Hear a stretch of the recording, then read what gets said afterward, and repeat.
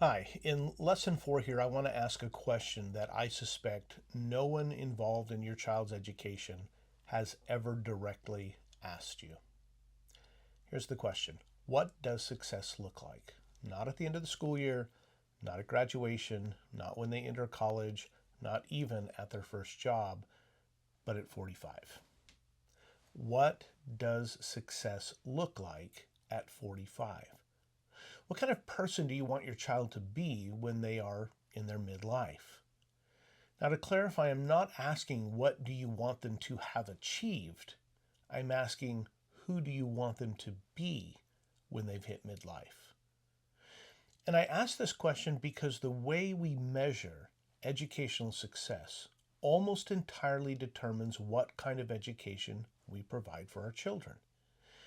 And most of us, without even realizing it, are actually using standards and measuring devices that are borrowed from a tradition that holds a very different vision of the human person than the one we actually profess.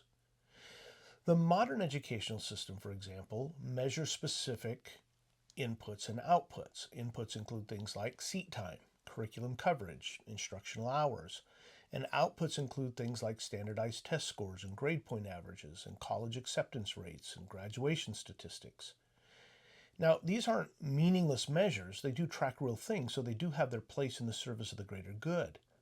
But to track only these things is to prioritize the wrong things if what you actually care about is wisdom, virtue, and the capacity for a genuinely good life. Aristotle made a distinction that I think will help clarify this point. He distinguished between things that are good as a means and things that are good as an ends. Wealth, for instance, is good as a means. It enables other goods, right? So nobody in his right mind pursues wealth for its own sake. He pursues it for what it can provide. Now, the person who pursues wealth as though it were a final good, an ends, has disordered his love. And the one who treats accumulation as the point rather than the instrument has confused the means with the end. The modern educational metrics that I just mentioned are almost entirely metrics of means. Test scores are means, credentials are means, even knowledge, strictly speaking, is a means. And the ends that we're looking for, something that Aristotle called eudaimonia and what we might translate as human flourishing, can't be measured on standardized tests. It's not a score, it's a condition of the soul. So here's the question. What does this look like? Or what are the marks of a person who has been genuinely educated? Now, there's many more probably than what I'm going to offer, but I'm going to suggest at least 4. Okay, and so the first mark of a genuinely educated person is ordered loves. The well educated person loves the right things in the right order. He loves God above all, his neighbor as himself, beauty more than novelty, truth more than comfort, and goodness more than approval.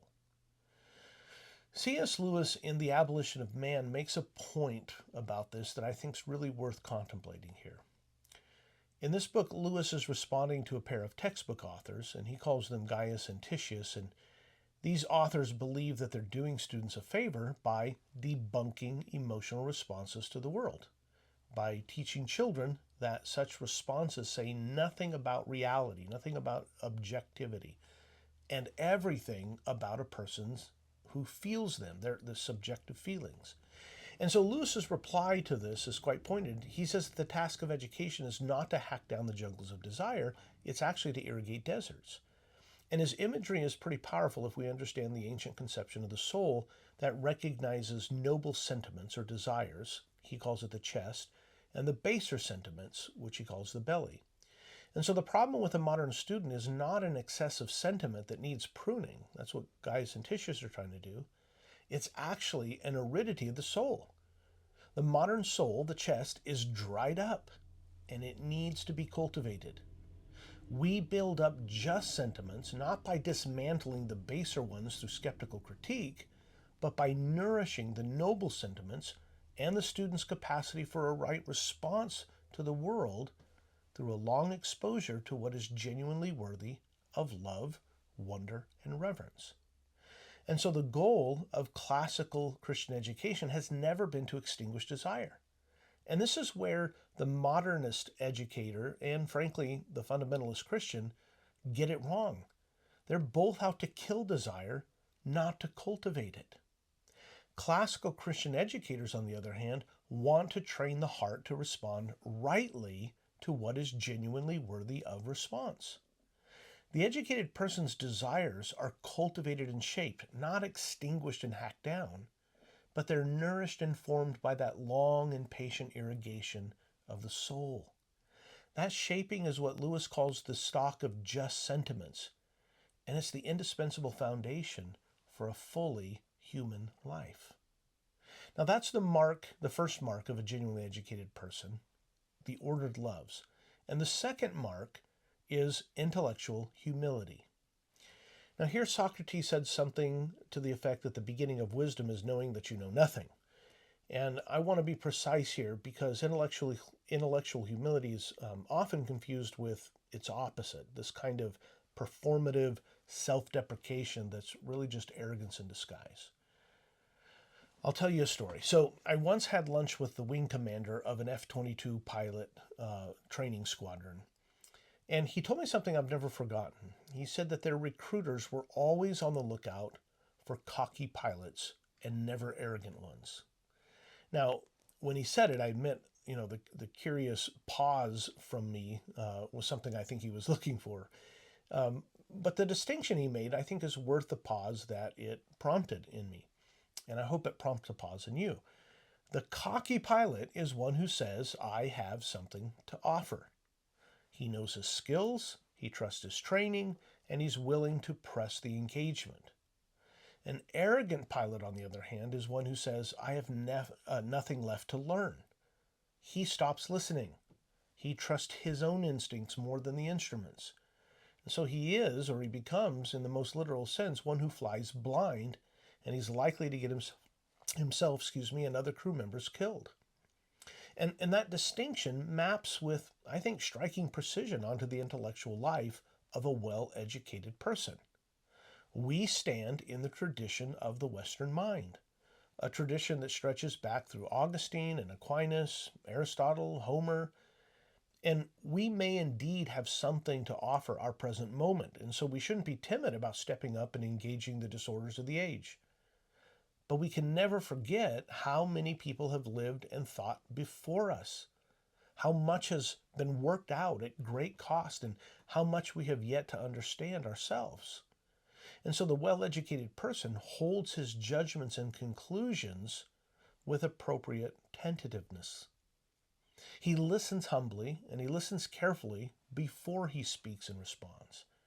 He recognizes that the tradition that he's received is far larger and wiser than he is on his own. Now that's the second mark. The third mark of a well-educated person is the capacity for genuine conversation. I'm not talking about contentious or polemic debate, but real conversation, rational public discourse. This man possesses the ability to sit with another person, hear what they are actually saying rather than what he expects them to say, engages their ideas honestly, and he allows his own thinking to be genuinely challenged by the encounter. Now, I want to be clear about what I mean by genuinely challenged right there. I don't mean the hollow affectation of open-mindedness that never actually changes anything. I mean something with real stakes, the willingness to have your assumptions examined, your conclusions tested, and when something's been sufficiently demonstrated, the moral courage to follow the argument where it leads, even if it's inconvenient. What I'm saying is that intellectual integrity is not a posture, it's a discipline of the mind. So this capacity for real conversation, for rational public discourse, is much rarer than it should be, and it's almost entirely a product of formation, of having been in many conversations oneself, or with many interlocutors, including dead ones that we meet in books. So that's the third mark of a well-educated person. The fourth mark is what I call the long view. The well-educated person is not owned by the present moment, in other words. He knows enough history and he has enough knowledge of the human condition and spirit to understand that the crises of his age are not unique. The tradition has survived much worse, and the virtues required to navigate these difficulties aren't invented. They're actually inherited. He is, in C.S. Lewis's phrase, a native of a larger country than the one his passport says he belongs to. He's cosmopolitan, not provincial in his thinking. He is, like Erasmus, a citizen of the world and a patriot of the Republic of Letters. And because he inhabits that larger country, he's not easily rattled by the shrill, inflammatory language of the media cycle or the opportunistic outrage of politicians. See, he's read enough to know that this kind of language has always been with us, and that it's a feature of those who wish to bypass reason and commandeer the passions. They used to call them sophists. Now, the person with this long view, as I'm calling it, reads the media headlines, but he does so without being consumed by them. He takes the present seriously, but he doesn't mistake it for the whole of reality. And because he does so, he's capable of responding responsibly. He doesn't just react to the next scary thing on the news. He doesn't fall for all the propaganda and conspiracy theories that are rattling the rest of the demos.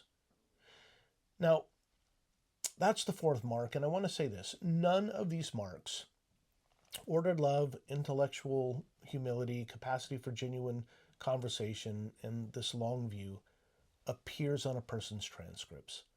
None of them is measured by a standardized test.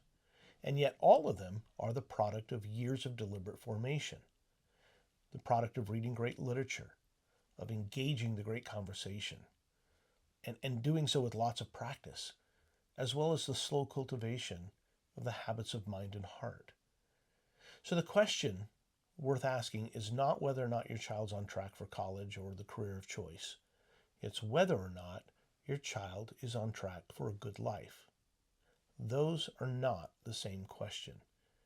And the education that answers the second one well is the education that I believe is worth pursuing.